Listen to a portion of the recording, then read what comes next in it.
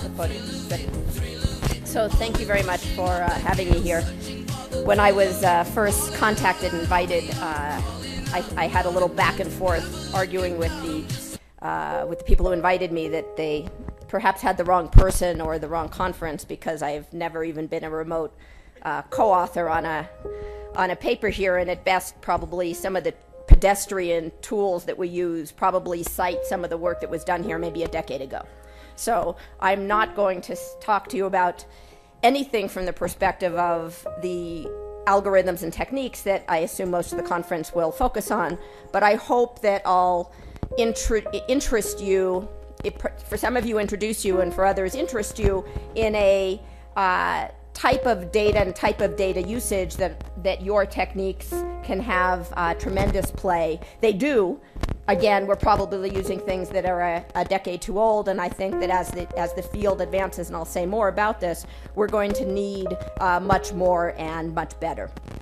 So the title of the talk is Small Data, sort of N equals me. So I'll be going into this in more depth, but where the focus on big data in many fields is usually about big N, and the more N, the merrier, right? The more people, the more you can aggregate, the more you can bottle across, the better.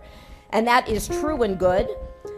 But there's another opportunity in this space that has to do when you actually just get to focus in on the individual and on the range of data that we as individuals generate, largely implicitly.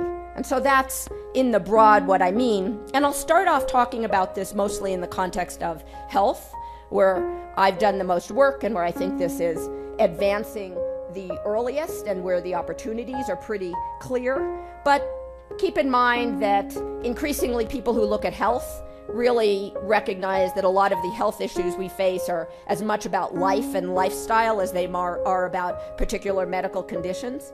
And just more broadly, as I'm talking about things that sound more like the quantified self, which tends to be focused more on health and wellness issues, this could have just as much play when you think about the quantified student in the context of all the online and digitally based learning that's happening, quantified consumer, quantified commuter, and so forth. But let me ground it initially where it has been grounded to date. So if you think of this holy grail of personalized precision medicine, it has been advancing through extensive use of computation, and I believe that a lot of the work done here, and you'll even find papers referring to these different contexts, such as big data mining across electronic health records, the sort of work that Eric Horvitz and other people do in terms of mining web mining for being able to discover previous unknown side effects of a medication just off of discussions going on blogs. And that's a really still just begun to tap the power of that, in part because we've just begun in this country to more systematically move towards getting digital health records to happen and have data liquidity and all of that. But very important, great stuff, has contributed and will continue. That second sort of pillar of this approach is in all the omics, right? From genomics to metabolomics, it can't be done without huge computational support. The volumes of data are tremendous.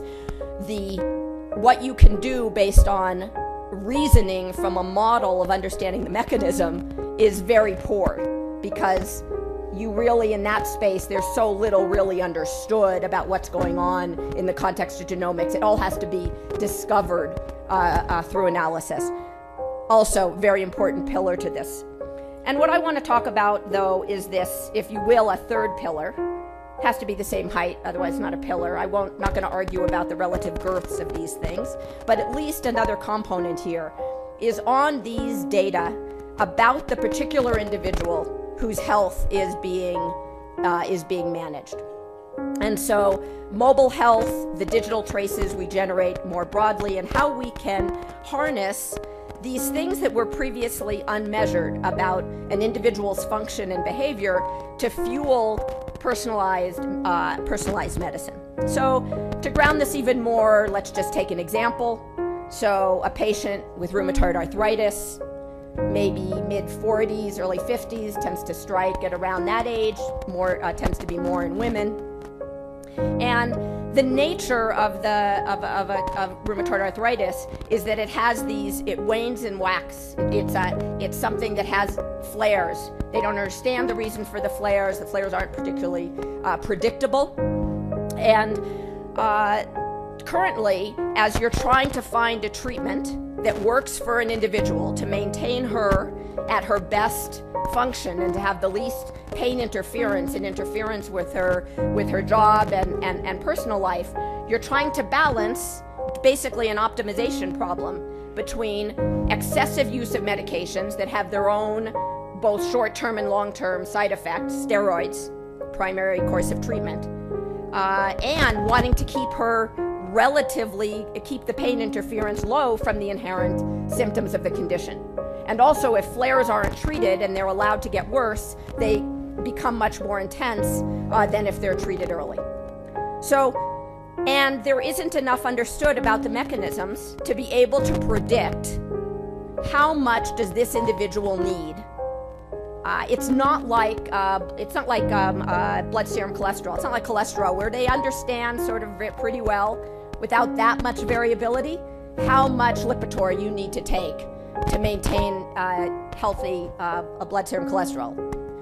In context of rheumatoid arthritis and Crohn's and lupus and all of this sort of family of inflammatory autoimmune diseases, it's much more empirical than that. And so the individual is going back and forth with their clinician, if they have access to that ready access to good care, trying to find this optimization to minimize their number of flares, to minimize their intensity of them, to keep down the extent to which they have to use a medication. So why am I telling you this whole story?